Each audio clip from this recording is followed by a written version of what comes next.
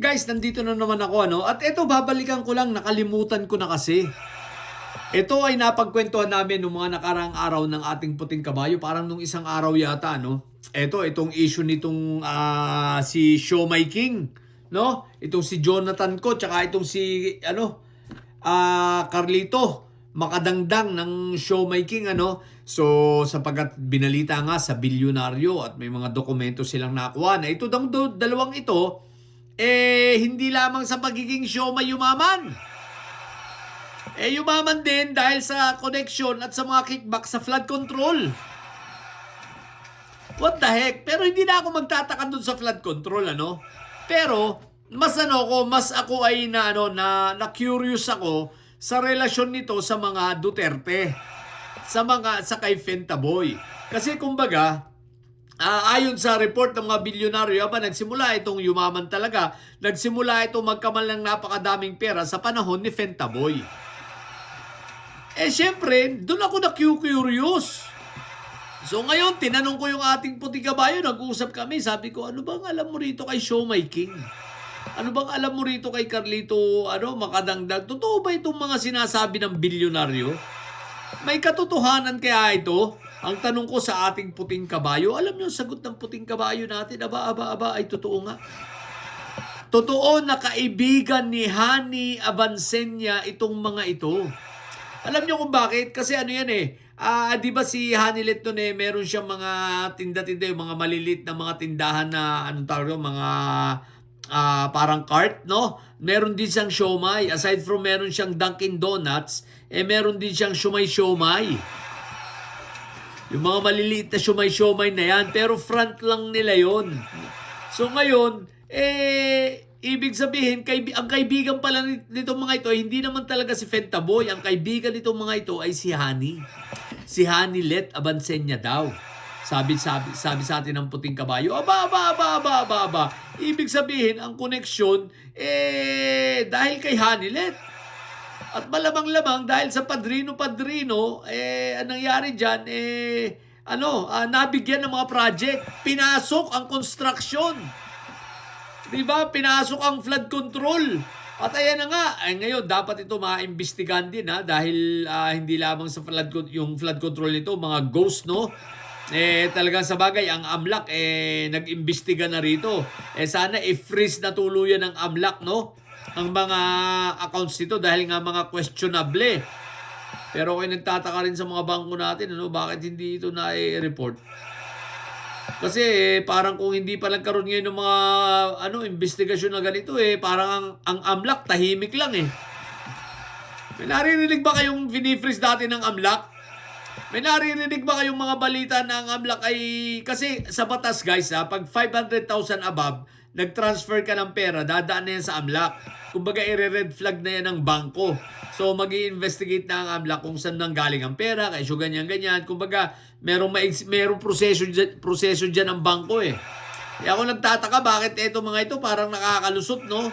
Ngayon lang sila naging aktibo. Pero sabi nga huli man daw okay na rin. Dahil huli pa rin.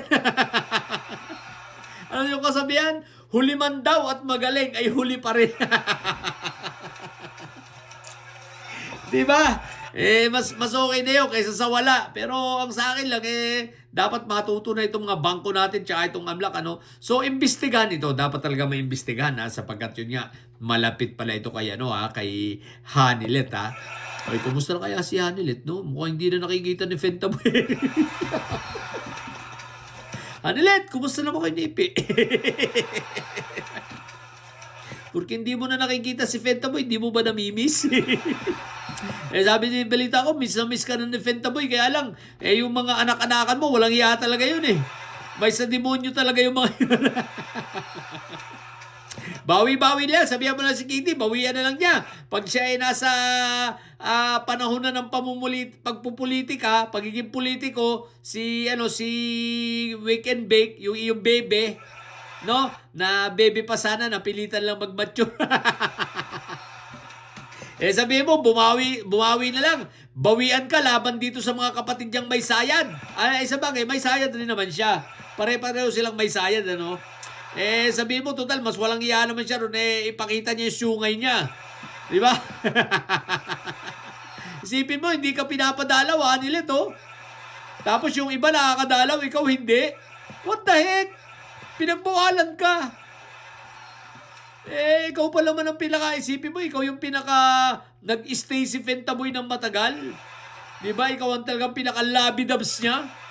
Ni Fentaboy, di ba? Ikaw ang ibinahay. Di ba? Matapos sa nanay nila Sayad, ikaw na talagang tunay na ibinahay. Tapos ganun lang. Aba. Huwag kang papayag, Hanilet, ha? Hanilet Abansenya, ha? Dahil hindi ka man nila, tagumpay man sila na hindi ka papuntahin doon at padalawin, sabihin mo kay Weekend Bake sa iyong anak na bebe pa. Iganti ka na lang. Ganun lang yun. Ganti-ganti lang yun. Pare-pareho naman kayong demonyo eh. Di ba? Gantihan lang yan. Kaya huwag na kayo mahihiya. Kumbaga total nagmamature na. Kita mo naman yung anak mo, di ba? O kung ano-ano ng mga bidyong lumalabas, di ba? Kung ano-ano mga post ang lumalabas, nasa kama, may kasamang lalaki, tinatawanan yung tatay, mulang palumpalo. Sabihin mo na lang, ipaghiganti ka. Ha? What the heck? Ang gulo ng pamilyang ito, no? Tapos si Sayad gusto pa magpresidente. Anyway guys, wala na. Yung mga didilis dyan, wag na kayong umasa kay Inday Sayad nyo. Mai-impeach na yan.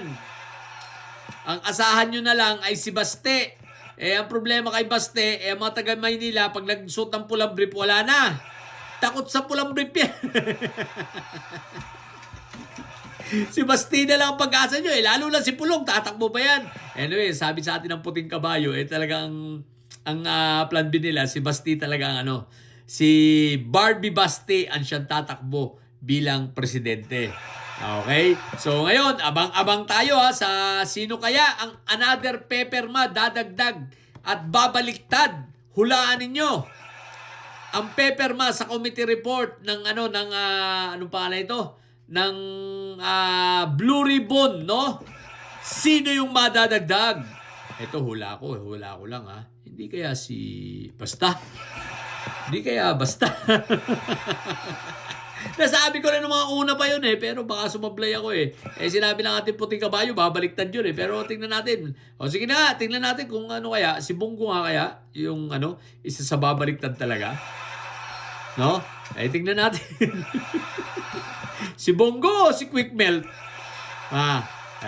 Tingnan natin ha. Basta masaya, sino pa man, basta ang mahalaga yung 11 buo na yon at mukhang madadagdagan pa kasi 11 lang ang kailangan para ma-approve yung committee report na yon, okay?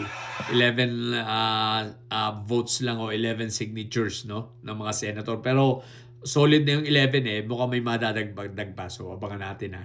Yun lang. Sa mga bobong didilis at may sayad dyan, manatili kayo may sayad sapagkat ang may sayad ay laging high blood. Makakalimutan ko, tatay nyo, karton. Bye!